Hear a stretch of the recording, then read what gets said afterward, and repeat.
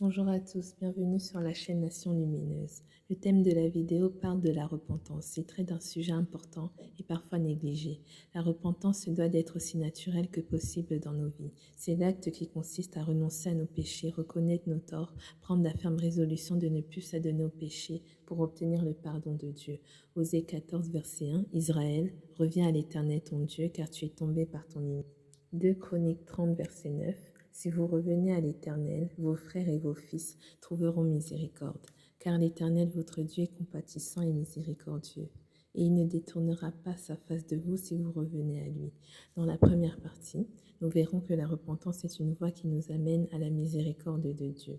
La parole de Dieu nous dit dans Romains 11, verset 20, « Ne t'abandonne pas à l'orgueil, mais crains. » Le fait de craindre Dieu, accepter humblement sa volonté pour lui soumettre la nôtre est un acte sage et de maturité spirituelle. Cela n'est pas aisé et nous demande une grâce particulière. Prenons le livre d'Osée qui traite des pensées du cœur.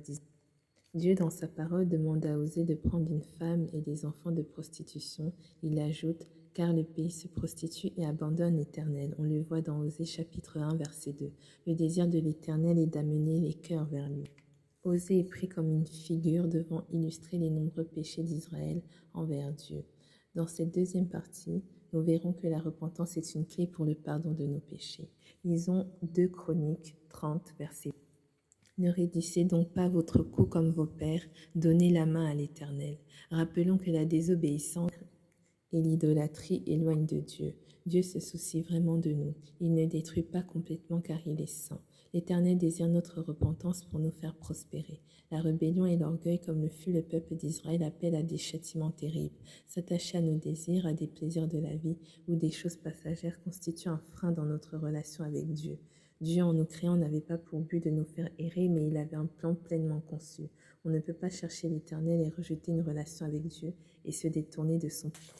Chercher l'Éternel, c'est revenir à lui de tout notre cœur, d'une certaine manière, se réjouir de ce qu'il fait pour nous. Celui qui cherche Dieu, Dieu ne le rejette pas, mais il s'approche de lui. Quand tu t'approches de Dieu, il ne dit pas que tu connaîtras tout, mais il y a une connaissance dont il ne veut pas que tu sois privé.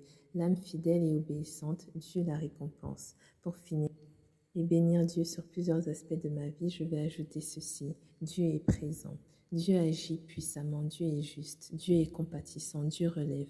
Dieu guérit. Dieu est fidèle. Dieu relève et il rebâtit. Soyez bénis. Que la main de Dieu agisse puissamment dans vos vies. Au nom de Jésus-Christ.